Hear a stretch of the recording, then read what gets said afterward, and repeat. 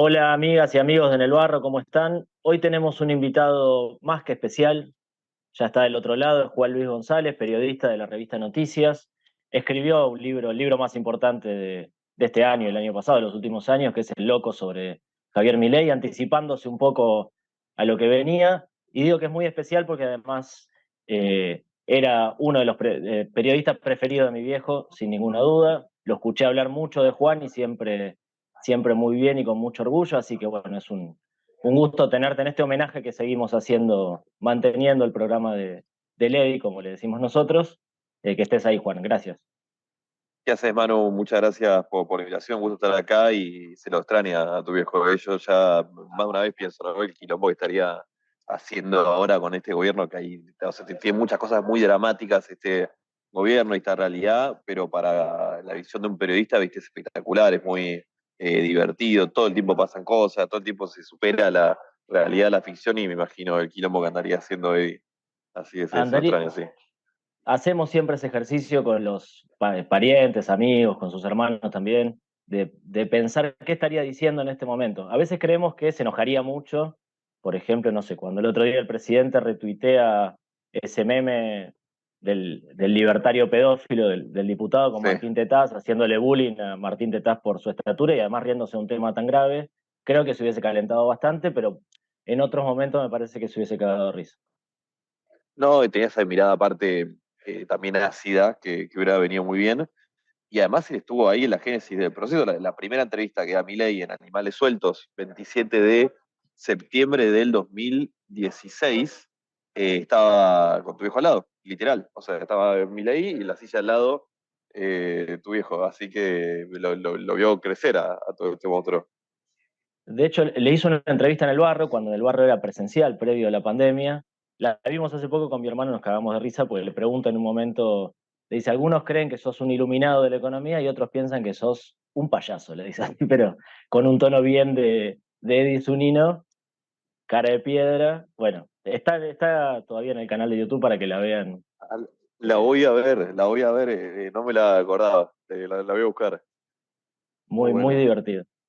Eh, Después él tenía, puedo empezar por acá, él tenía como una tentación de pensar en qué medida Milei era un loco de verdad, como lo definiste vos en el libro, por la historia, por lo que fuiste recogiendo distintos testimonios, o en qué medida era un poco estrategia, esto de suplir su debilidad política original, no tener estructura, todo esto que ya sabemos, con una figura con muchísima actitud, digamos, casi un loco, una persona que se enfrenta a lo que sea sin medir las consecuencias. ¿Vos qué pensás?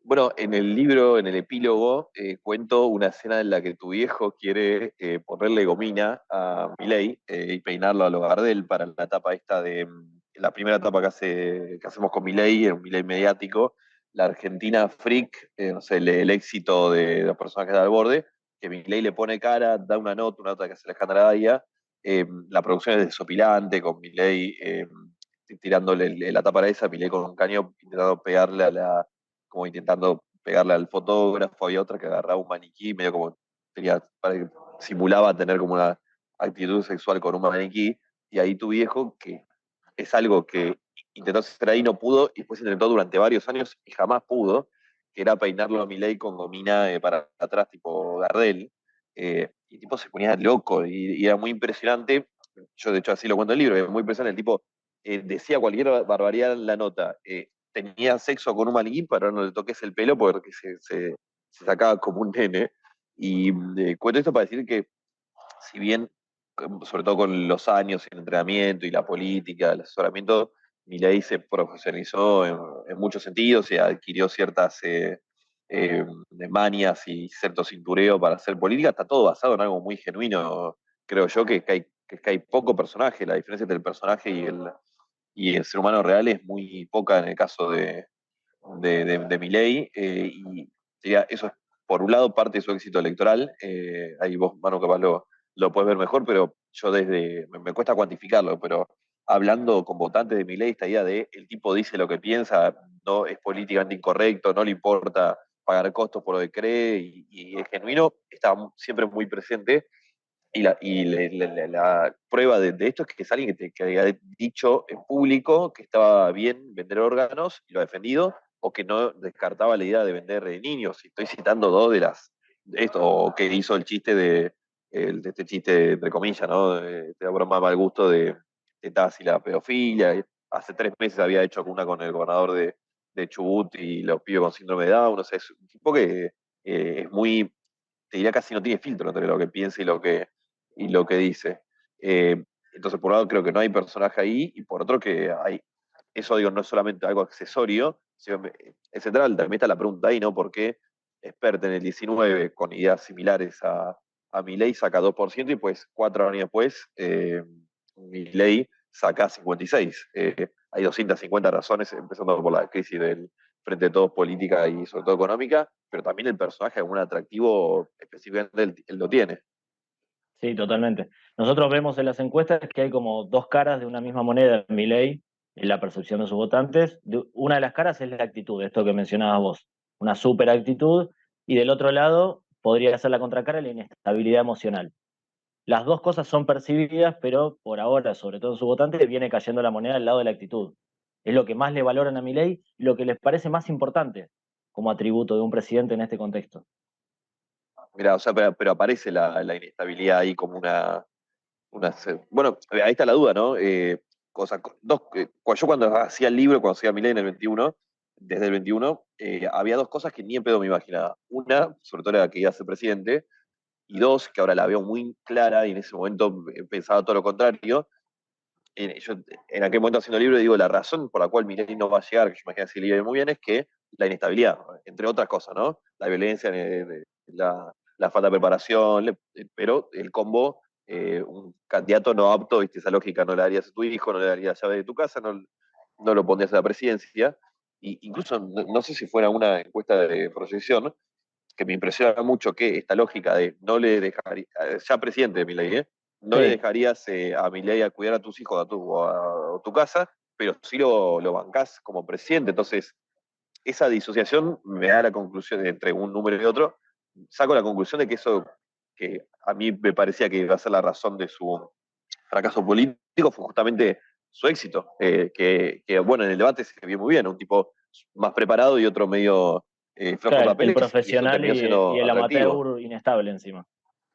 claro. Es que se competían esos dos modelos y de hecho de la ciencia política, los encuestadores debatíamos si en un contexto de crisis, sobre todo de crisis económica, se salía por el lado del más racional y más preparado y costaba creer que pudiera salirse por el lado del inestable, el loco, el irracional, el que se llevaba puesto todo, el agresivo, pero bueno, terminó pasando lo inesperado y lo atípico. Total, me acuerdo muchos analistas, encuestadores, que la frase que decía ante Balotage era: una sociedad no elige tirarse al vacío. La escuché 200 veces. Vacío, digo, no en el sentido de criticarlo, sino en la falta de experiencia que De tenía arriesgar Milei, el al proyecto de máximo. Milei. Exacto. Bueno, como siempre que hablamos de Milei, estamos hablando de la sociedad que puso a Milei, ¿no? Esto habla más que de Milei, habla de los 14 millones que lo votaron y el momento de Argentina, pues volviendo a esto que Milei es genuino, todas estas cosas estaban muy expuestas. Digo, no es que Milei las tiene muy ocultas, lo mismo lo de Villarruel y su relación con el pasado más oscuro de Argentina. Digo, está todo muy expuesto ahí. Entonces, y justamente por eso conecte, por eso funciona, ¿no? O sea, corriéndose de que vivimos acá y sufrimos los días a días como periodista, pero sobre todo como ciudadano argentino y la crisis económica que hay, el fenómeno es increíble, ¿no? Bueno, por eso a mí me pega bien tanto en el mundo. Sí, totalmente. Vos decías el otro día, yo te sigo en Twitter, me parecen muy interesantes muchas cosas que comentás, y hablabas de la inestabilidad del líder, ¿no? Y el efecto Mm. que puede tener en un país de por sí inestable o en un contexto inestable. Sin duda, el líder siempre define las características de su organización. Un líder inestable constituye una coalición de gobierno bastante inestable y enquilombada, como vemos todos los días, pero ¿qué efecto tiene o qué respuesta tenés a ese tuit que hiciste, que era solo una pregunta? ¿Qué efecto tiene un líder inestable en un país inestable? Pensé que me ibas a citar algún tuit de San Lorenzo, pues la mitad de los tuits son de Milei y la otra de San Lorenzo, sobre todo cuando gana, ¿no? Esos son los que no miro Pero, y los y paso de pasan de largo. largo. Está muy bien. No, y a ver, eso era una pregunta que era la que abría el libro, pregunta que que escribí en diciembre de 2022, cuando estaba haciendo prólogo, entonces era muy difícil imaginarse una respuesta. Hoy te digo, con el diario del lunes, es todo bastante coherente, o sea, hay como un gran debate, ¿no? Milei mintió, Milei cambió, ¿no? Yo, más allá de que obviamente no, el prospecto no cierra al 100% con lo que decía que iba a hacer, como en ningún caso puede pasar, porque después viene la realidad y se impone, pero creo que lo llamativo en el caso de Milei es todo lo que se cumple con lo que él dijo que iba a hacer, o sea, no la incoherencia que está, obviamente, sino la coherencia. Entonces, en esa línea te digo, ¿y qué puede pasar con un líder inestable si ya no aparece, sino gobierna un país? Y lo que estamos viendo, o sea, tipo cada vez que abre la boca es extremadamente violento, es un gran misterio lo que hace con su vida y con su día a día, porque está encerrado en la Quinta de Olivos, la agenda no se le conoce, hace viajes que a veces son complicados de entender y explicar, solamente lógica política, y parecería que hay una lógica más personal. Su vida más personal y sus inestabilidades más personales se trasladan en la política todo el tiempo, todos los días, desde sacar este decreto contra el acceso a la información pública, que se podría bien llamar decreto no pregunten de cuánto perro vivo tengo en Olivo, pues viene todo saliendo desde ahí a como todo el tiempo buscando enemigos y peleándose con todo el mundo, hasta la cosmovisión teológica que tiene. Hoy lo escuché en el foro de Madrid y cada uno ya se lo naturaliza como muchas cosas con Milei, pero cada tres frases tira una cita de la Biblia, que en el caso de Milei no es una metáfora, porque es como se cree elegido realmente por la fuerza por el cielo, del cielo. Hoy habló de que con la fuerza del cielo iba a aplastar a todos los enemigos, textual, que iba a dar la vida por lo que quería. Entonces también está la inestabilidad, que del otro lado de la moneda es misticismo.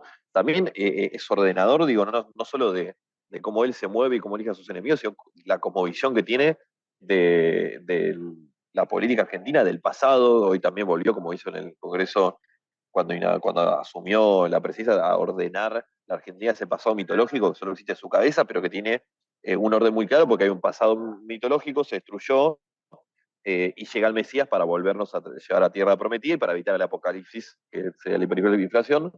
Y nada, te podría hablar una hora de esto. Para mí es el tema central de cómo este gobierno está ordenado por una visión que es mística, es política, y un concepto ahí que antropólogos e historiadores llaman el milenarismo, que es una visión donde se funden política, religión, misticismo, etcétera.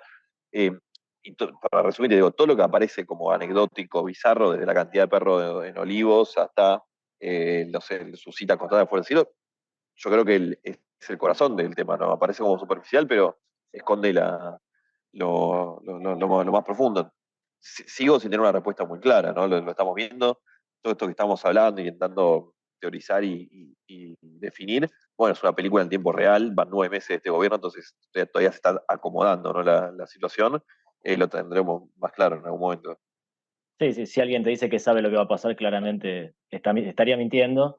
Te pregunto, ¿sos de los primeros que analizó a Milei? Hablabas de hace 2 años, diciembre del 2022, lo analizaste previo a la campaña, hiciste una especie de biografía de Milei también, durante la campaña. Ahora, durante el gobierno, ¿ves algo novedoso en Milei? ¿Cambió algo en Milei? ¿Hay algo nuevo? Por lo que me dijiste hasta acá es pura continuidad, pero ¿ves algo nuevo en el personaje Milei sobre todo? Como decía antes, creo que lo que más destaca es las continuidades y las aceleraciones, o sea, la profundización de algunos rasgos que estaban ahí. Sí, hay cosas nuevas, creo que son las menos, pero sí hay cosas nuevas. No sé si la presidencia, o sea, ya venía de antes, capaz que ahora se ve más cristalizado. Eh, Él fue abandonando, y esto te lo dicen muchos, sobre todo los poquitos amigos que tuvo en un momento de su vida, que te muestra cómo él va abandonando.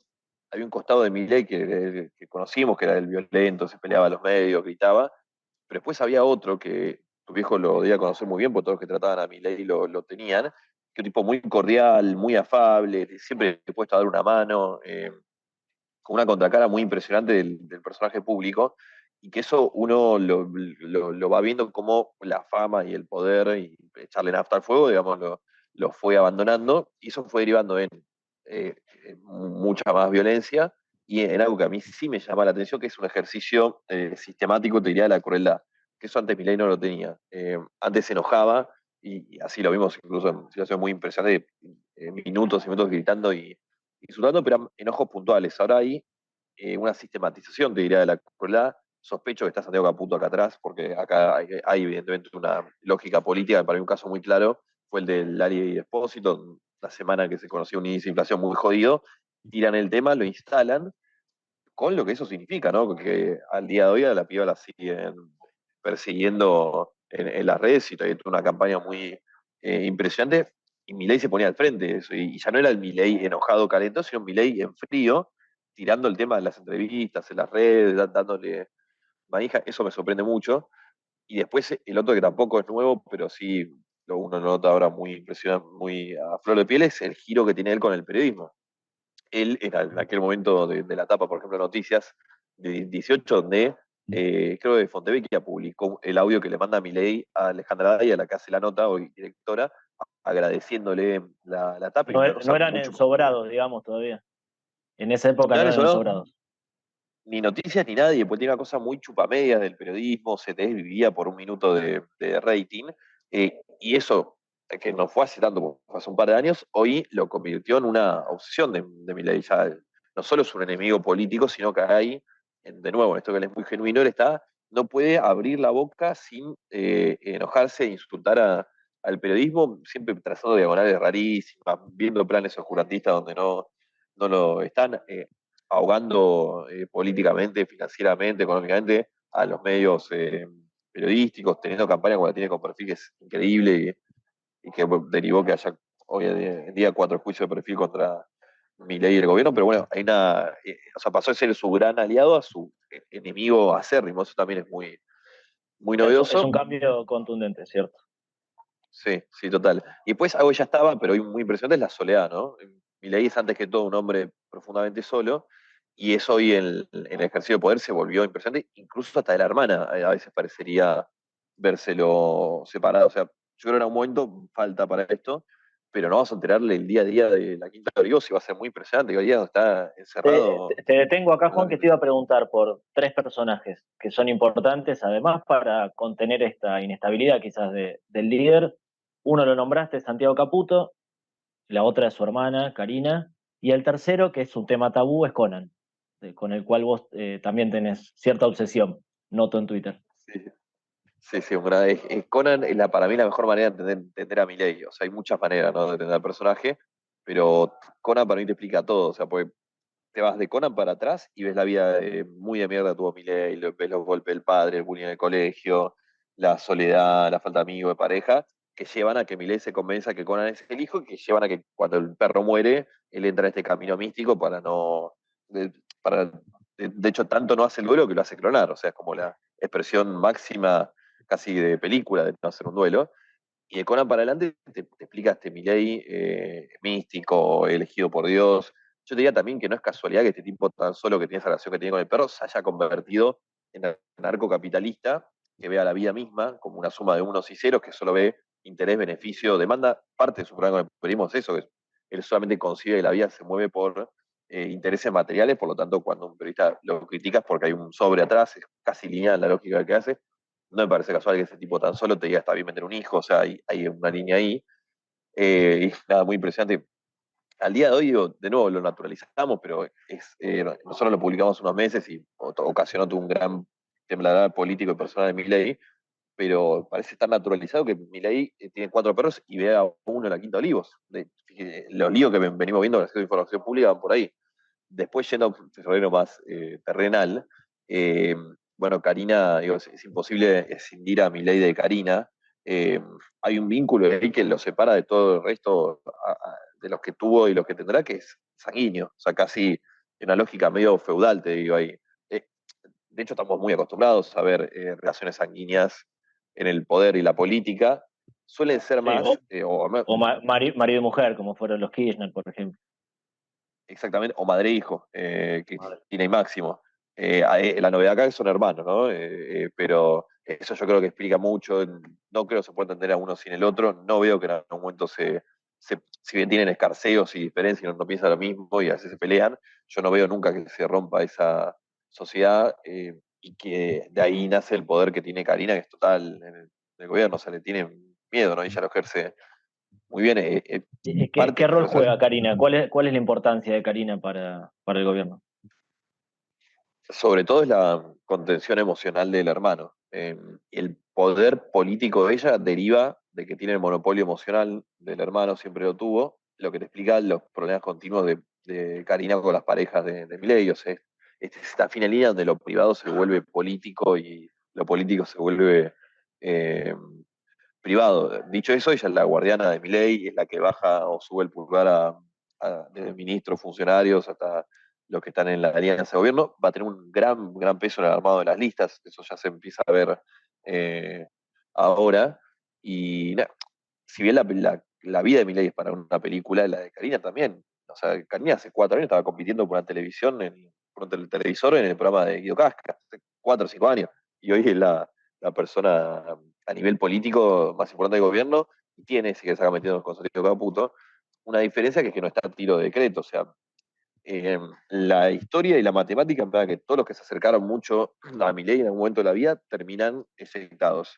Todos, salvo Karina. Entonces, Santiago Caputo, que hoy parece imposible verlo peleado, Milei todo el tiempo dice mi triángulo de hierro, bueno, yo te diría de pose, decía que el mejor amigo, que lo bancaba a morir y que te dice esa historia y lo insulta. De hecho, en todas las entrevistas que da, habla de lo mal que funcionaba, que el gabinete cuando estaba él. Tranquilamente, Santi Caputo puede ser el responsable de todos los males de este gobierno en poco tiempo.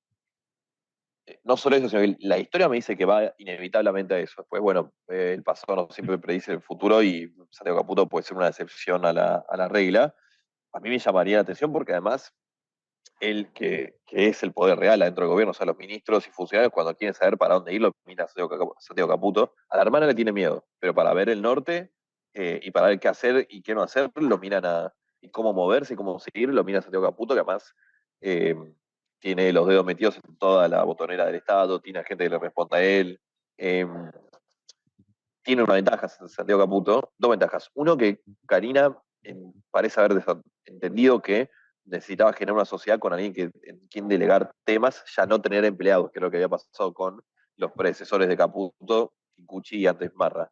Entonces hay una novedad en el personaje de Karina. O sea, Santiago Caputo agarra a una Karina ya más madura, si querés, políticamente, y que se da cuenta que hay que delegar algunas cosas. Y dos, que no sé quién podría hacer ese trabajo si no fuera Santiago Caputo. La Libertad es un espacio muy nuevo, que tiene un banco de suplentes muy chico, sobre todo pues cada 2 días se echa gente, entonces no hay mucho más tesis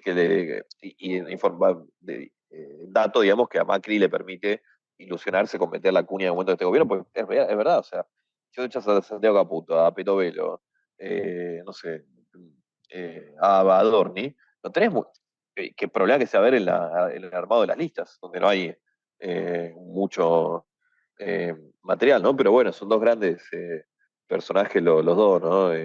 Sobre todo Karina. Yo creo que Karina otra merece los Milei una buena película de ciencia ficción. Una serie o algo así. Te voy a hacer la última, Juan, y te agradezco mucho. De encuestador a periodista, te voy a pedir tu predicción, y esto lo voy a usar porque queda grabado el año que viene, sobre todo Uy, cierro las el encuestas y vos archivo. salís a criticarme, tengo este archivo. ¿Cómo ves o cómo pensás que va a ser el mapa político el año que viene? No te voy a pedir que me digas quién gana, quién pierde, eso es imposible saberlo, pero sobre todo las alianzas. Estabas hablando recién de Mauricio Macri. ¿Cómo imaginás que va a continuar el vínculo Macri-Villarroel-Milei? Pro Libertad Avanza, ¿qué puede pasar en el peronismo? ¿Cómo lo estás viendo ahí?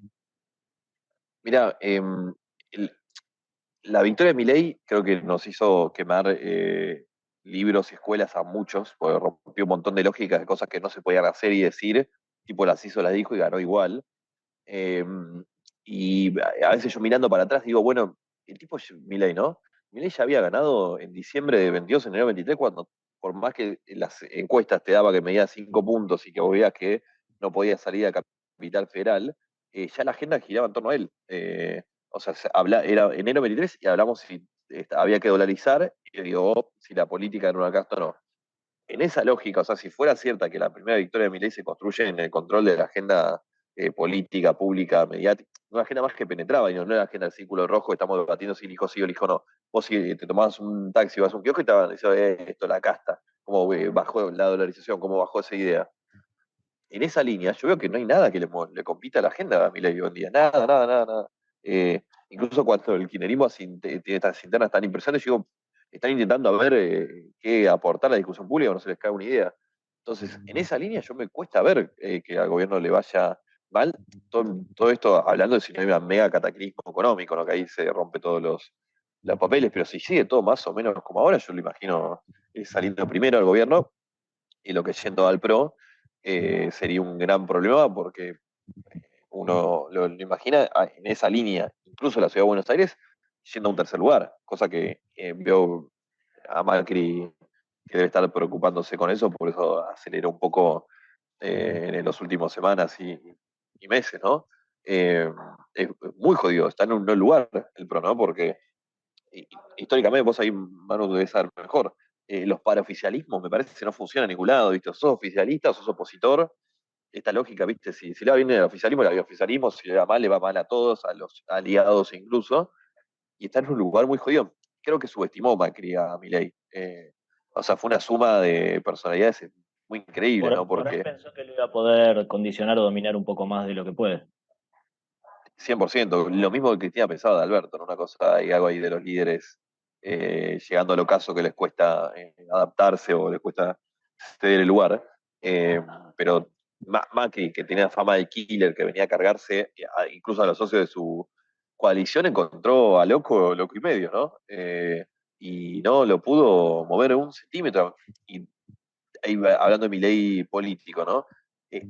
Cómo mi ley viene llevando a Macri al córner es para sacarse el sombrero, digo, porque con el grabador apagado lo esmerila, digo, no sé si él, ¿no? Pero en la práctica su gobierno lo esmerila, lo corre, le compra a los mejores jugadores del mercado a pase libre, obliga a que los diputados y senadores voten con él, y en público lo ensalza. Acá es que hay una nota y dice, no, Mauricio, hablo todos los días, lo invito a comer, es una preferé. O sea, es muy, digo, como al electorado pro, intuyo esto de nuevo, vos Manuel lo debes ver mejor. Yo calculo que si al votante histórico del PRO le preguntás qué opina Macri, qué piensa que piensa Macri de Milei, decís, no, Macri lo ama a Milei, son socios, No tienen la aliados, menor idea de que puede haber un conflicto ahí. No tienen la menor idea. total. Y el 85% de los votantes del PRO de Bullrich en la primera vuelta lo bancan a Milei. Y sienten que son parte de lo mismo. Exactamente, bueno, mira, yo lo sospechaba, ahora lo tengo en número. Entonces, en esa línea, el votante del PRO va a decir voy a votar a Milei el año que viene. Por lo cual, con un camino muy jodido, ¿no? Aparte, bueno, con lo que significa a nivel simbólico la ciudad de Buenos Aires para el PRO, ahí ya esto es recontra futurología, porque estamos hablando de 27, ¿no? Pero en este camino, digo, lo veo incluso complicado para retener la ciudad de Buenos Aires, ¿no? Yo que sé, falta una vida. Eh, pero sí, sí, muy jodido el lugar para el PRO. También para la oposición, pues estamos hablando del PRO, pero no se le cae una idea. ¿A quién ves? La Me última suena, cortita. ¿A quién ves en la sí. oposición? Levantando un poco la Y cabeza. no a nadie, te digo la verdad. A ver, a nadie. Veo a dos que, no sé, o sea, ¿cómo te puedo decir? Me da la sensación de que es más importante que el candidato sea bueno o no, o que tenga un proyecto o no, o que tenga fiscales o no, que conecte algo con la época, que es algo que al kirchnerismo le viene costando hace horrores, hace mucho. Y en esa línea veo que dos, Moreno y Grabois, algo conectan con la época. Tocan alguna fibra parecida a la Milei, ¿no? Son brutales, son genuinos, son políticamente incorrectos, son personajes del mundo del espectáculo, por eso funcionan ambos en redes y generan conversación en términos de encuestador analítico, ¿no? Sí, hay que En ver esa si línea, generan digo, puede votos. ser. Claro, uno si generan votos y dos, lo tema que subyace a todo esto que estamos hablando es si después de Milei viene un Milei del otro lado o al contrario Sí, por vaya un no opuesto. Milei. En general se suceden los presidentes con el opuesto al anterior. Lo que era la debilidad del anterior debería ser la fortaleza del que sigue. Suele pasar eso. Pero veremos.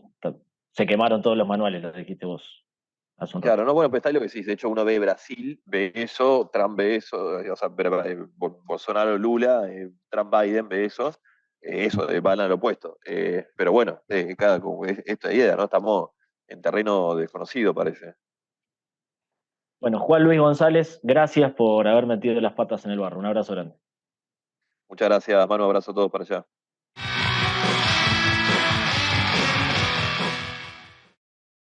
Dona sangre. Se necesitan entre 300 y 400 donantes por día. No esperes que te lo pidan, siempre se necesita. Conocé cómo donar en buenosaires.gov.ar/donasangre. Buenos Aires Ciudad, vamos por más.